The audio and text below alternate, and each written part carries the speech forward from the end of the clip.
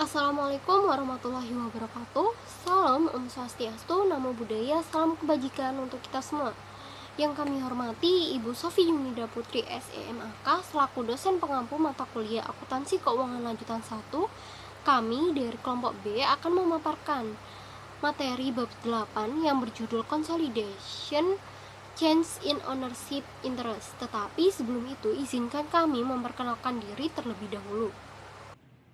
Perkenalkan, nama saya Maria Angela Primaningtyas dengan nomor NPM akhir 70. Nama saya Novita Safitri Anggraini dengan NPM akhir 151. Perkenalkan, nama saya Davina Zara dengan NPM Dika Digit akhir 180. Perkenalkan, nama saya Abdurrahman Mufid dengan NPM akhir 242. Perkenalkan, nama saya Nadine Supra Putri dengan NPM 365. Baik, di sini kita akan membahas terkait pre-acquisition earnings. Nah, asumsikan Pop Corporation itu membeli 90% saham di Sun Company pada bulan April tanggal 1 tahun 2016 dengan harga $427.500. Nah, Sun Income, Dividend, and Ekuitas pada tahun 2016 itu disajikan pada gambar yang ada di slide ini. Nah, untuk tampilan di sini ada 3 kolom. Yang pertama adalah kolom untuk Januari tanggal 1 sampai Maret tanggal 31. Lalu kolom kedua ada April tanggal 1 sampai dengan Desember tanggal 31. Sedangkan paling ujung kanan itu kolom bulan Januari tanggal 1 sampai dengan Desember tanggal 31. Nah, di sini disajikan kita akan yang membahas terkait Januari tanggal 1 sampai Maret 31 ya. Di sini salesnya adalah 50.000, cost of salesnya sebesar 25.000 sehingga net income-nya adalah 25.000 dan dividennya adalah 20.000. Nah, sedangkan di April tanggal 1 sampai dengan Desember tanggal 31, yang mana tanggal ini merupakan tanggal akuisisi, maka di sini salesnya 150.000, cost of salesnya dan expense sebesar 75.000 sehingga net income-nya adalah 75.000. Nah, untuk dividennya sendiri adalah 30.000. Nah, kolom paling kanan sendiri yakni Januari tanggal 1 sampai dengan Desember tanggal 31 itu adalah gabungan dari kolom pertama dengan kolom kedua. Yang mana salesnya adalah 200.000, itu gabungan dari 50.000 sales dari Januari sampai dengan Maret, lalu ditambah dengan sales pada bulan April sampai dengan Desember yakni 150.000. Begitupun seterusnya sampai dengan dividen itu sama. Nah, di sini ada capital stock di bulan Januari tanggal 1 itu sebesar 400.000. Lalu return earningnya di sini 70.000. Nah, di bulan April juga ini diketahui return earningnya adalah 75.000 dan di bulan Desember itu 120.000. Selanjutnya di sini ada perhitungan pre-acquisition earning. Jadi untuk pendekatan GAAP lama itu sebelum tahun 2007 itu adalah sales dihitung full dalam 1 tahun yakni tadi 200.000, lalu expense-nya juga full sebesar 100.000, lalu ada pre-acquisition income sebesar 22.500 dan ada non-controlling interest share sebesar 10.000. Jadi 200.000 tadi dikurangkan 3 komponen tadi sehingga menghasilkan 67.500 untuk effect on controlling share of consolidated net income. Nah, di GAAP tahun 2007 itu salesnya dihitung kuartal 3 kuartal terakhir karena terjadinya akuisisi itu di kuartal kedua. Lalu di sini salesnya dihitung sebesar 150.000, expense-nya sebesar 75.000, lalu non controlling interest share-nya adalah 7.500. Nah, ketika sales dikurangi expense dikurangi non controlling interest share, maka controlling share of consolidated net income-nya adalah 67.500. Nah, hasil akhir dari cara yang pendekatan GAAP lama dengan GAAP tahun 2007 itu hasil akhirnya sama, hanya saja cara perhitungannya yang berbeda. Nah, untuk GAAP tahun 2007 sendiri itu pakai yang terjadinya setelah terjadinya akuisisi, jadi tidak dihitung full gitu. Nah, di sini ada pre-acquisition terkait dividends. Nah, dividen yang dibayar sebelum tanggal akuisisi itu dieliminasi dalam konsolidasi karena bukan bagian dari ekuitas yang diperoleh. Nah, pada tahun 2016 itu Son membayar dividen sebesar 50.000, tetapi 20.000-nya itu dibayar sebelum dilakukannya akuisisi oleh POP. Nah, oleh sebab itu POP itu mencatat dividen yang diterima selama akuisisi dengan jurnal berikut. Nah, jurnalnya adalah cash pada investment in Sun sebesar 27.000. Kenapa kok enggak 50.000 atau 20.000? Nah, ini kan pakai cara yang ketika akuisisinya itu di tahun interim, jadi bukan di awal tahun. Nah, ini diketahui Sun membayar dividen 50.000 itu dari awal bulan hingga awal tahun hingga akhir tahun, itu total dividen yang dibayar oleh Sun itu sebesar 50.000. Sedangkan masa sebelum akuisisi itu dividen yang telah dibayarkan Sun itu sebesar 20.000. Maka terdapat selisih, yakni 30.000 itu merupakan dividen yang dibayarkan oleh Sun ketika Sun ini sudah diakuisisi oleh POP. Nah, kok 30.000 bisa jadi 27.000? Itu dikarenakan 30.000 dikalikan total persentase kepemilikan POP kepada Sun sebesar 90%, sehingga hasilnya adalah 27.000. Nah, selanjutnya di sini ada slide terkait consolidation. Nah, di sini membahas jurnal eliminasi yang dibuat. Di dalam ebook itu ditekankan ada 3 jurnal eliminasi yang dibuat. Yang pertama adalah untuk mengeliminasi income from Sun sebesar 67.500 pada dividen sebesar 27.000 dan investment in Sun sebesar 40.500. Lalu jurnal eliminasi yang kedua adalah sell sebesar 50.000, lalu pada sell sebesar 50.000, lalu capital stock sebesar 400.000, lalu return earning Sun sebesar 70.000 pada cost of sell and expense sebesar 25.000, lalu dividen Sun sebesar 18.000, lalu investment in Sun sebesar 427.500,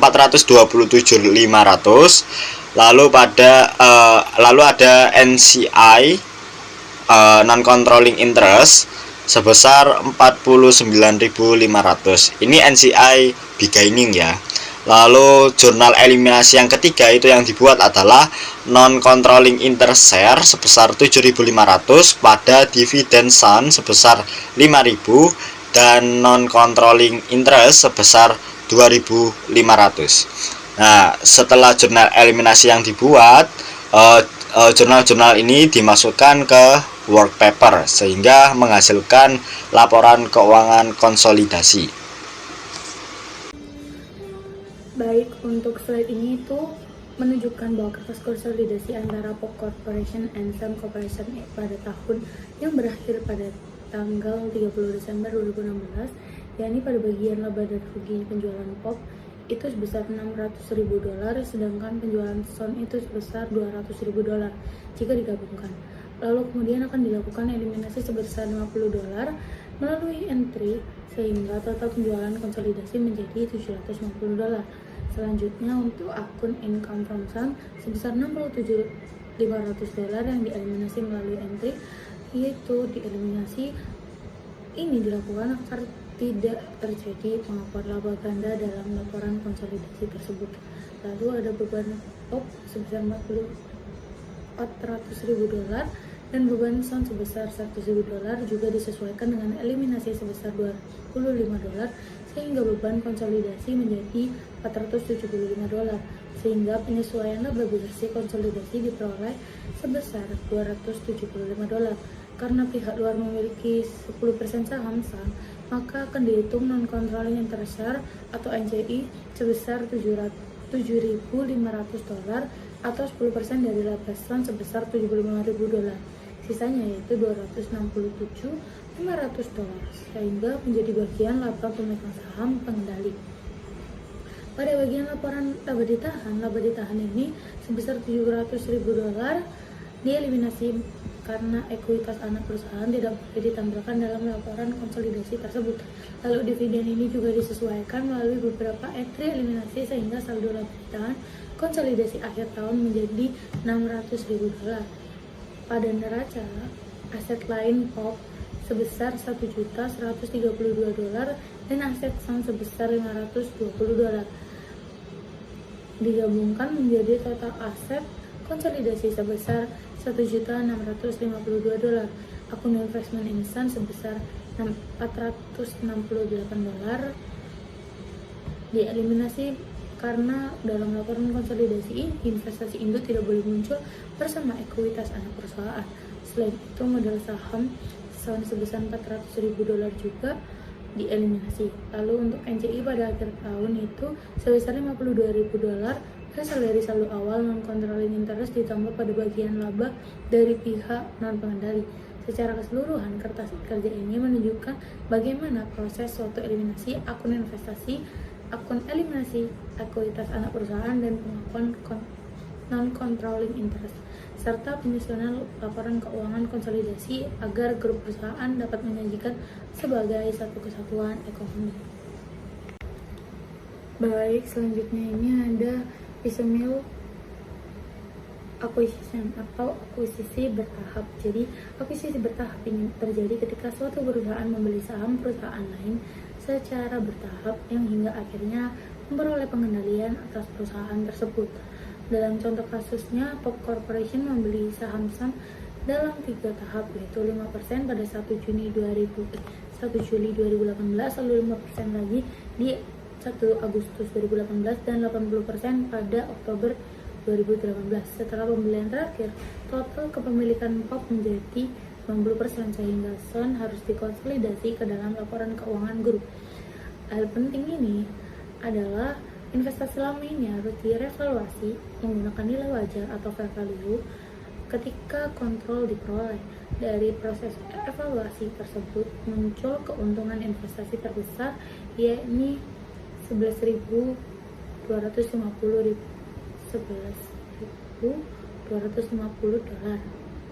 Selain itu, akuisisi ini juga menghasilkan goodwill sebesar $42.500.000, yaitu selisih antara harga perolehan dengan harga nilai wajar aset bersih perusahaan anak. Karena akuisisi terjadi pada tanggal 1 Oktober 2018, maka hanya laba Sun setelah tanggal akuisisi yang dimasukkan ke dalam konsolidasi. Pada akun ini juga terdapat non-controlling interest atau kepentingan non-pengendali sebesar 10%, sehingga pihak luar memperoleh bagian sebesar $1.000. Untuk kertas kerjanya sendiri itu mengeliminasi income from Sun, lalu Oke, baik, dalam kasus ini Pam Corporation ini menjual 10% saham Sun pada tanggal 1 Januari 2017 dengan harga jual sebesar $40.000. Setelah penjualan tersebut, kepemilikan Pam ini turun dari 90% menjadi 80%. Walaupun kepemilikannya berkurang, Pam ini masih mempertahankan pengendalian atas Sun karena masih memiliki mayoritas saham. Oleh sebab itu, non-controlling interest ini meningkat menjadi 20%. Dampak penting dari transaksi ini adalah ketika tidak adanya gain maupun loss yang diakui, hal ini akan sesuai dengan ketentuan GAAP yang menyatakan bahwa jika kontrol masih dipertahankan, maka transaksi dianggap adalah transaksi ekuitas, bukan transaksi laba maupun rugi. Untuk jurnal penjualan menunjukkan bahwa kas bertambah sebesar $40.000 dan akun investasi pada Sun berkurang sebesar $32.000. Selisihnya sebesar $8.000, dan dicatat ketambahan modal di sektor atau additional paid in capital. Lalu selanjutnya untuk saldo investasi PAM pada akhir 2017 ini dihitung dari saldo awal investasi sebesar $288.000 dan dikurangi dengan nilai saham yang dijual sebesar $32.000, dan kemudian akan ditambah laba metode ekuitas sebesar $28.800 dan dikurangi dividen sebesar $16.000. Alhasil, saldo investasi pada 31 Desember 2017 akan menjadi sebesar $268.800.000. Jadi, untuk beberapa kertas kerja konsolidasi ini menunjukkan adanya jurnal eliminasi. Jadi yang pertama itu digunakan untuk mengeliminasi income from Sun dan dividen dari Sun agar tidak terjadi pengakuan ganda dalam laporan konsolidasi. Entry ini juga mengembalikan saldo investasi ke saldo awal periode setelah penjualan saham. Lalu yang kedua ada digunakan untuk mengeliminasi akun investasi induk terhadap ekuitas anak perusahaan. Entry ini digunakan juga untuk mengakui goodwill sebesar $20.000 dan mencatat non-controlling interest sebesar $64.000. Kemudian yang ketiga digunakan untuk mencatat bagian laba dan dividen menjadi hak non-controlling interest dan bagian non-pengendali sebesar $7.200 yang berasal dari 20% laba Sun, sedangkan dividen untuk pihak non-pengendali sebesar $4.000. Lalu pada laporan laba rugi konsolidasi, penjualan PAM dan Sun ini digabungkan sehingga total penjualan menjadi $736.000 setelah seluruh penyesuaian dilakukan. Laba bersih konsolidasi sebesar $127.200. Untuk bagian laba untuk non-controlling interest ini sebesar $7.200.000, sedangkan laba yang menjadi hak pemegang saham itu sebesar $120.000. Pada neraca konsolidasi ini akun investasi pada Sun dieliminasi dan goodwill tetap diakui. Non-controlling interest juga pada akhir tahun menjadi sebesar $67.200. Secara keseluruhan, induk perusahaan masih mempertahankan kontrol setelah penjualan saham dan transaksi diperlakukan sebagai transaksi ekuitas dan tidak ada gain maupun loss yang diakui dan anak perusahaan tetap dikonsolidasi. Nah, pada slide kali ini kita akan membahas mengenai penjualan kepemilikan selama periode akuntansi. Nah, pada kasus ini, perusahaan PAM ini sebagai induk yang awalnya memiliki 90% saham Sun dengan saldo investasi per 1 Januari 2017 ini sebesar $288.000. Nah, selama tahun 2017, Sun ini memperoleh laba bersih sebesar $36.000 serta membagikan dividennya itu sebesar $20.000. Kemudian pada tanggal 1 April 2017, PAM ini menjual sebagian sahamnya yaitu 10% dengan harga jualnya itu $40.000. Setelah transaksi ini, kepemilikan PAM ini turun dari 90% menjadi 80%. Walaupun berkurang, PAM ini masih mempunyai kontrol atas Sun. Nah, karena penjualannya ini terjadi di tengah periode, maka labanya ini tuh harus dibagi menjadi dua bagian. Yang pertama untuk Januari sampai Maret, yaitu saat kepemilikan masih 90%, bagian laba yang diakui itu dihitung $36.000 dikali 3/12 lalu dikali 90%, sehingga menghasilkan $8.100. Jurnalnya yaitu Investment in Sun pada Income from Sun sebesar $8.100. Selanjutnya dihitung juga nilai buku saham yang dijual. Saldo investasi awalnya kan $288.000 ditambah $8.100 menjadi $296.100. Nah, karena yang dijual itu 10% dari total kepemilikan 90%, maka bagian yang dijual itu setara dengan 1/9 dari total investasi. Jadi hasilnya yaitu $32.900. Nah, karena saham ini dijual seharga $40.000, terdapat selisih sebesar $7.100. Nah, selisih ini itu tidak diakui sebagai gain karena PAM ini masih memiliki retain control, sehingga dicatat ke dalam ekuitas dalam akun APIK. Lalu jurnalnya yaitu cash sebesar $40.000, pada investment insan sebesar 32.900 dan APIK sebesar 7.100. Tentunya saat Sun ini membagikan dividen, PAM menerima $16.000 yang berasal dari $20.000 dikalikan dengan 80%. Jurnalnya yaitu cash sebesar 16.000 pada investment insan sebesar 16.000. Nah, yang terakhir yaitu ketika laba April sampai Desember. Nah, karena kepemilikannya ini sudah turun menjadi 80%, maka bagian laba yang dihitung yaitu $36.000 dikali 9/12 lalu dikali dengan 80%. Sehingga hasil yang diperoleh yaitu $21.600.000. Jurnalnya yaitu Investment in Sons pada income from Sun sebesar $21.600. Setelah transaksi penjualan sebagian saham ini dicatat, langkah selanjutnya adalah menghitung pendapatan investasi PAM dari Sun selama tahun 2017. Nah, karena penjualannya ini terjadi pada tanggal 1 April, maka perhitungannya itu harus dibagi menjadi 2 periode. Untuk periode yang pertama yaitu Januari sampai Maret, saat kepemilikan PAM ini masih 90%. Maka income from Sun itu diakui sebesar $8.100. Lalu pada tanggal 1 April, karena sebagian saham ini sudah dijual dan kepemilikannya ini turun menjadi 80%, maka income yang diakui sebesar $21.600. Nah, kalau kedua periode ini dijumlahkan, totalnya pada tahun 2017 yaitu $29.700. Berikutnya, kita menghitung saldo akhir akun investasi. Perhitungannya ini dimulai dari saldo awal investasi karena sebesar $288.000. Nah, karena ada penjualan sebagian saham, maka nilai buku saham yang dijual sebesar $32.900 ini tuh harus dikurangkan. Jadi saldo investasi sementaranya itu sebesar $255.100. Setelah itu saldo ini itu ditambah dengan net income lalu dikurangi dengan dividen sebesar $13.700. Angka ini itu didapat dari total income sebesar $29.700 dikurangi dividen yang diterima sebesar $16.000. Hasil akhirnya yaitu $268.800.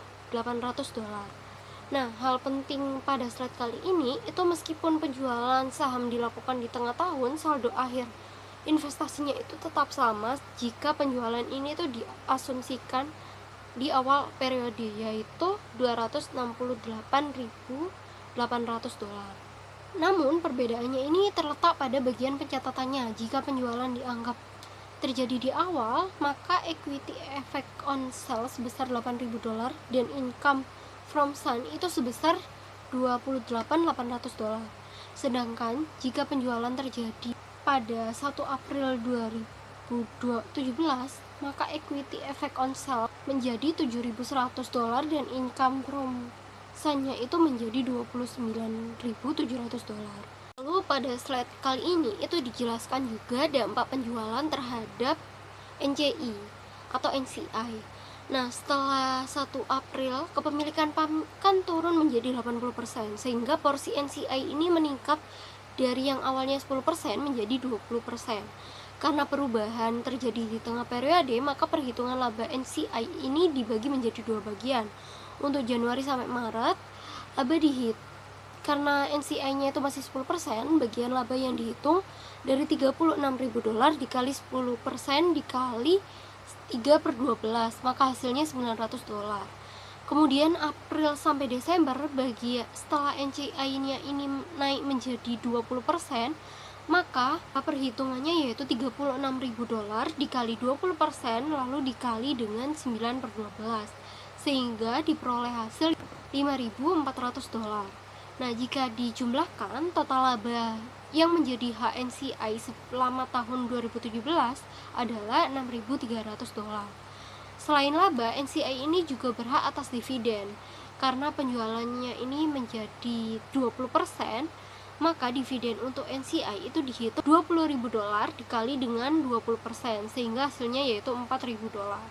Nah, angka-angka ini itu kemudian masuk ke dalam work paper konsolidasi yang dimana penjualan sebagian saham ini tidak hanya memengaruhi investasi induk, tetapi juga meningkatkan HNCI atas laba dan dividen karena presentasi kepemilikannya ini itu menjadi lebih besar, dari yang awalnya 10% menjadi 20%.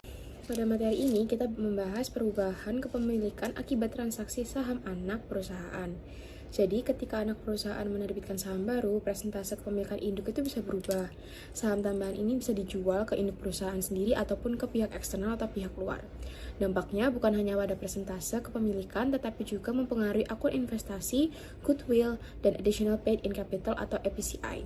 Nah, dalam contoh ini, Palm Corporation memiliki 80% saham Sun Corporation dengan nilai investasi sebesar $180.000 yang sudah termasuk goodwill sebesar $20.000. Jika saham tambahan dijual kepada induk perusahaan, maka kepemilikan induk itu akan meningkat. Nah, pada kasus pertama, saham dijual sesuai nilai buku yaitu $20 per saham.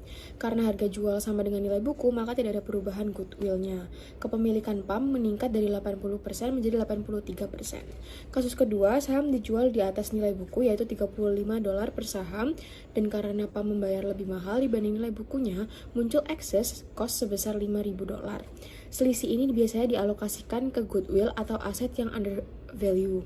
Sebaliknya, pada kasus ketiga, saham dijual di bawah nilai buku yaitu $15 per saham karena harga beli lebih murah, terjadi excess book value over cost sehingga goodwill harus dikurangi. Jika saham tambahan dijual kepada induk perusahaan, maka kepemilikan induk itu akan meningkat. Nah, pada kasus pertama, saham dijual sesuai nilai buku yaitu $20 per saham. Karena harga jual sama dengan nilai buku, maka tidak ada perubahan goodwill-nya. Kepemilikan PAM meningkat dari 80% menjadi 83%. Kasus kedua, saham dijual di atas nilai buku yaitu $35 per saham, dan karena PAM membayar lebih mahal dibanding nilai bukunya, muncul excess cost sebesar $5.000. Selisih ini biasanya dialokasikan ke goodwill atau aset yang under value. Sebaliknya, pada kasus ketiga, saham dijual di bawah nilai buku yaitu $15 per saham karena harga beli lebih murah, terjadi excess book value over cost sehingga goodwill harus dikurangi. Sebagai kesimpulannya, jika saham tambahan itu dijual ke induk perusahaan, maka kepemilikan induk akan meningkat dan dapat menimbulkan tambahan goodwill apabila harga beli itu melebihi nilai buku. Sedangkan jika saham dijual ke pihak luar, kepemilikan induk itu akan menurun dan penyesuaian itu bakal dicatat sebagai transaksi ekuitas melalui APIC. Intinya, harga jual saham sangat memengaruhi nilai investasi, goodwill, dan presentase kepemilikan perusahaan induk. Tujuan pencatatannya adalah agar investasi itu tetap mencerminkan kondisi ekonomis yang sebenarnya. Berikutnya, saya akan menjelaskan mengenai treasury stock. Nah, ketika anak perusahaan membeli kembali sahamnya sendiri atau treasury stock, ekuitas anak perusahaan dan jumlah saham yang beredar akan berkurang. Nah, bisa kita lihat pada tabel itu ada ekuitas Sun Company pada kolom 1 sebelum pembelian, kolom 2, dan seterusnya setelah 400 lembar dibeli kembali oleh perusahaan anak. Nah, lalu apapun harga yang dibayar, kepemilikan POP akan naik dari 80% menjadi 83,1% karena saham yang beredar berkurang dari 10.000 menjadi 9.600. Namun, dampak terhadap bagian POP atas ekuitas Sun bergantung pada harga pembelian treasury stock dengan 3 kemungkinan. Yang pertama, pembelian pada harga book value yaitu $20.000 per lembar, tidak ada perubahan bagian POP, tetap $160.000 dan tidak perlu adanya jurnal penyesuaian di buku POP. Yang kedua, pembelian di atas book value yaitu $30 per lembar, bagian POP turun $3.333,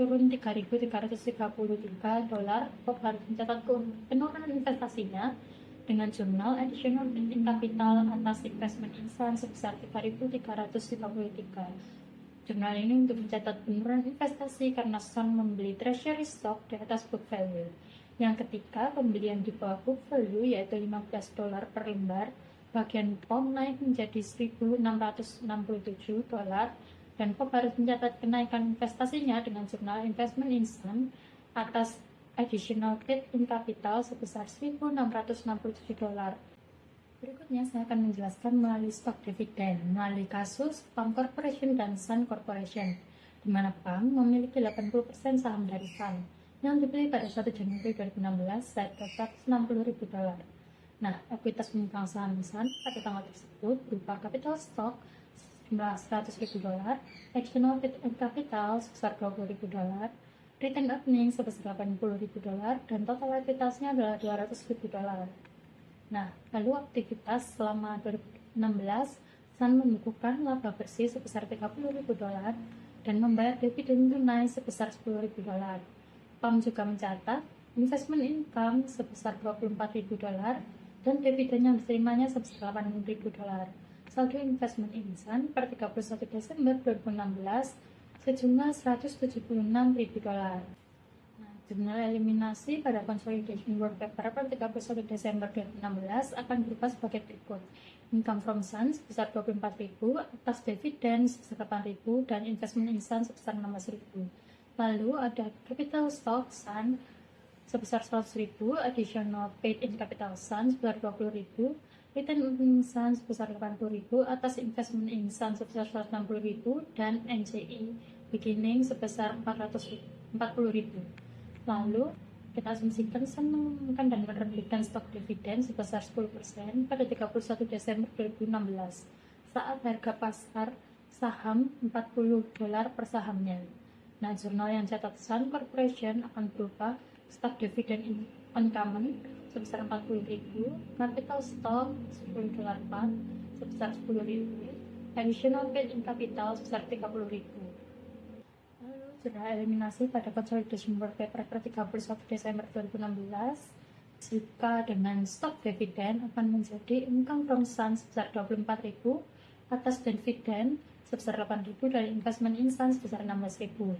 Lalu capital stock Sun sebesar $110.000 naik $10.000, lalu additional paid in capital Sun sebesar $50.000 naik $30.000, retained earnings Sun sebesar $80.000, investment in Sun sebesar $160.000, non-controlling interest beginning $40.000, lalu yang baru ada stok dividen uncommon sebesar $40.000. Sekian pemaparan materi dari kelompok kami. Mohon maaf apabila ada salah kata maupun perbuatan. Terima kasih. Wassalamualaikum warahmatullahi wabarakatuh.